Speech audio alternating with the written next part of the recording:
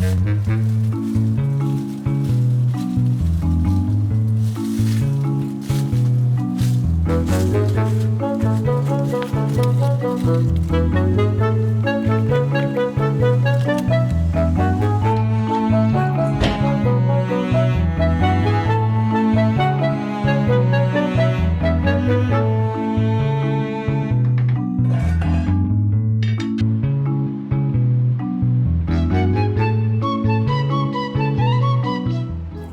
afternoon from my kitchen and welcome to today's video, which is all about preserving pears.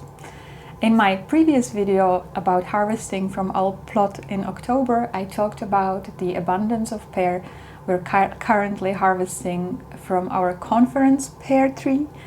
The tree is huge. It's been planted many decades ago, and because of the size of the tree, a lot of the fruit is unreachable, even with a ladder or a telescopic fruit picker, and that means that eventually a lot of the fruit will just fall down. Fruit that has blemishes cannot be stored, and that means that if you don't want it to go to waste, you have to preserve it. I'll be talking about 4 different ways in which we preserve pears, and if you're similarly blessed or cursed with fruit, be it apples or pears, because all the recipes that I'll be talking about are applicable to apples as well. I hope you will find some inspiration in today's video. Personally, I'm not a fan of preserving that requires a lot of added sugar. So 3 of the ways that I will be mentioning require no sugar at all, and 1 of them just a relatively modest amount of it. So today I'm going to show you how to preserve pears by drying, how to make pear sauce, how to make perenstroop, which is a typical Dutch and Belgian sort of a bread spread, and how to make a delicious apple and pear chutney.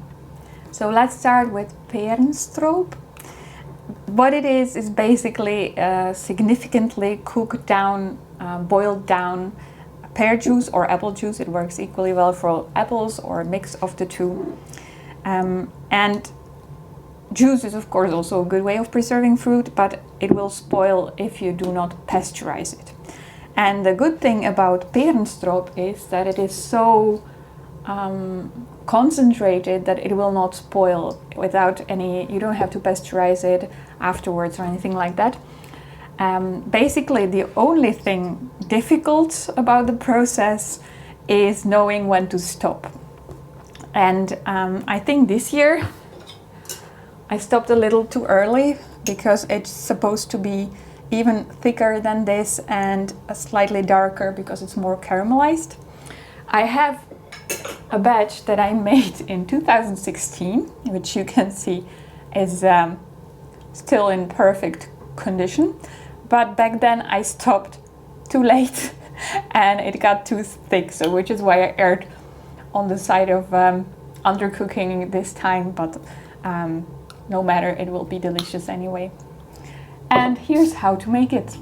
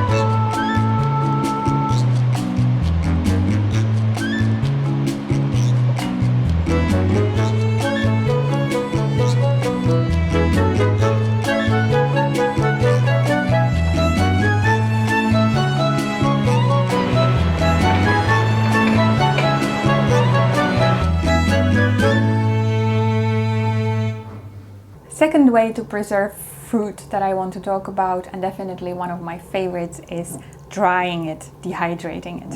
You can do this in an oven if it has a low setting, but if you do it with any frequency, then I highly recommend buying a dehydrator. I'm very happy with mine, and it's almost in constant use at this time of year. Dried fruit is a great snack, and just last week, I think, when my daughter was visiting home, I gave her a large bag of dried pears because she's studying in Utrecht but living in Rotterdam.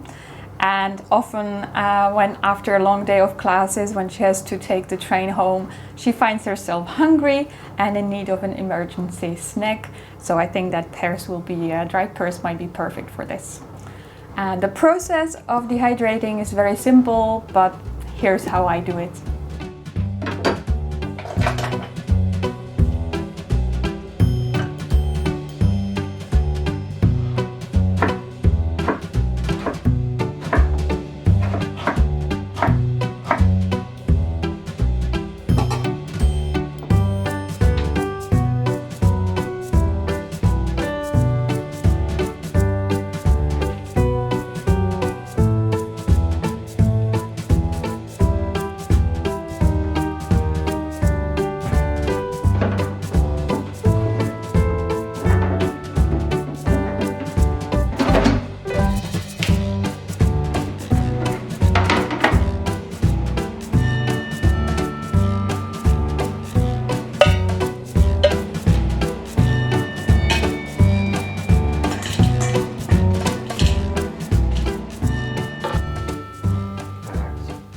Third simple way to preserve pears is by making pear sauce.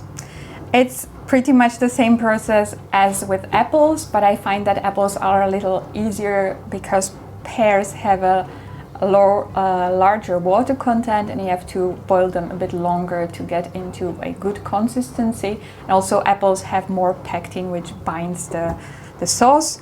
But again, the process is very simple, and I don't think any sugar is needed because the ripe pears are super sweet. The way we use the sauce is with breakfast, with yogurt, or with porridge, or waffles, or pancakes. About how long it keeps: if you pour it hot into sterilized jars and let it sit, then sometimes it will seal by itself, then the lid will sort of go hollow, and in that case it's sealed and it should keep. But if you want to make sure, then you have to sterilize it either in a water bath or in the oven. When I make just a small amount, like 2 jars, I will keep it in the fridge, and then we will eat it in a couple of days or weeks. But if I make a larger amount and I want to keep it and I want to be sure it will not spoil, then I will sterilize it. Here's how I make it.